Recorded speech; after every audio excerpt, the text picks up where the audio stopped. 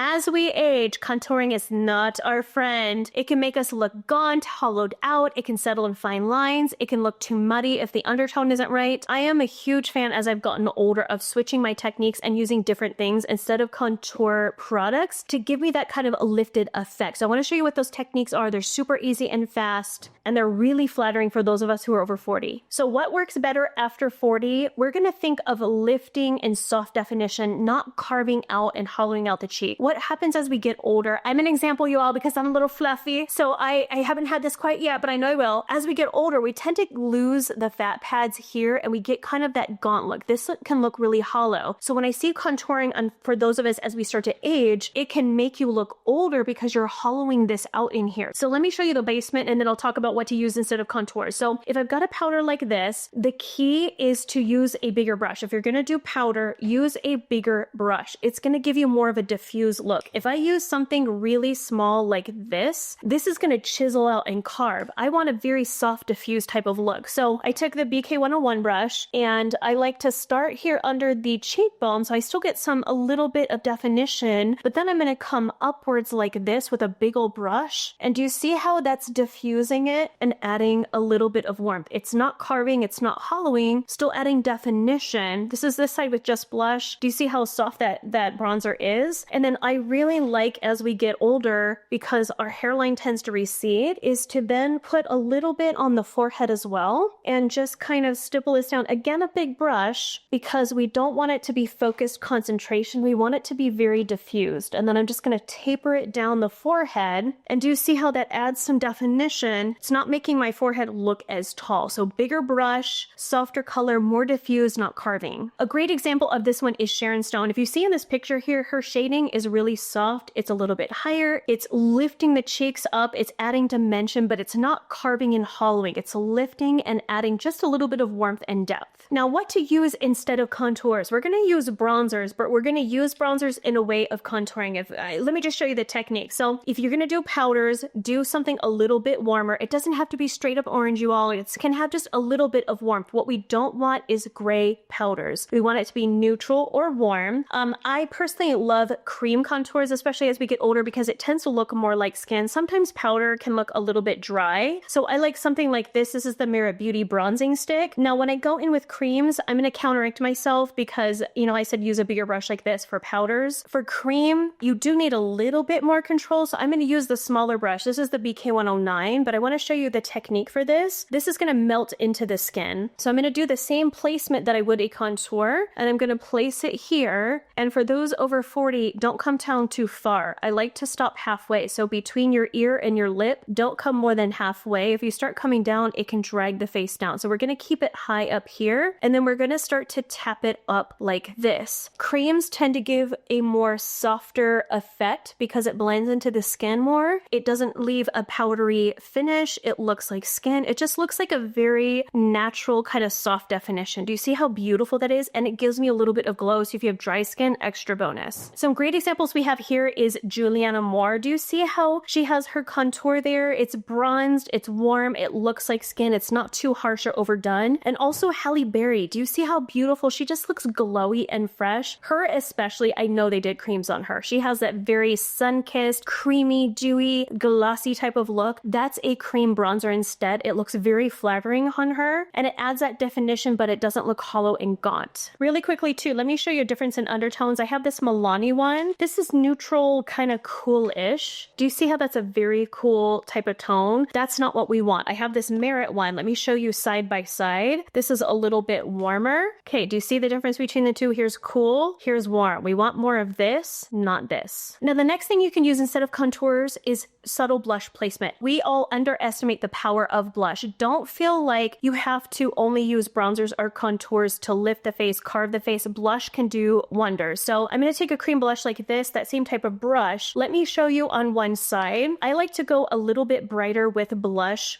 when I want to really add definition to my face. If you start applying blush up higher on the cheekbones and it's a little bit brighter, I want to show you the effect you're going to get. You're going to get definition to the cheeks. Let me show you one side versus the other. So do you see how I'm getting really good definition of the cheek here with the blush versus having to contour add bronzers? If I do just a really nice bold cheek, cheek. I keep it somewhat high. It's going to lift the face and give definition without having to contour. Look at this side versus this one. Very lifted, elevated cheek. And since it's a cream, it gives me that nice dewy effect too, which is also very youthful. Now, some great examples we have here is Cameron Diaz. Do you see how her cheek here, it's very soft. She doesn't really, I don't see a ton of contour or bronzer in her, but I do see a beautiful, soft, ethereal blush that instantly lifts her cheeks. It adds definition. It makes her look very youthful. Also, Sarah Jessica Parker, I love her blush in this picture. It's lifting the cheeks, it's emphasizing them, and we're not focusing so much on a bronzed or contoured look, but it still looks very elegant and chic on her. The next thing you can use instead of contouring is highlight. We can use highlight in a very effective way, kind of like what we did with the blush. I prefer using liquid blushes. I'm going to go in with this guy here, the e.l.f. Halo Glow. I like this one a lot because it gives a very soft shine, but it's not shimmery. We don't want shimmer. We want to, it's almost like reverse contouring, highlighting. That's going to lift the cheeks, but with light instead of darkness. That makes sense. So I take the product, I put it on the back of my hand. I take a sponge, kind of dip it in, really work it into the sponge because I don't want a lot of product, and I put it here on top of the cheekbone.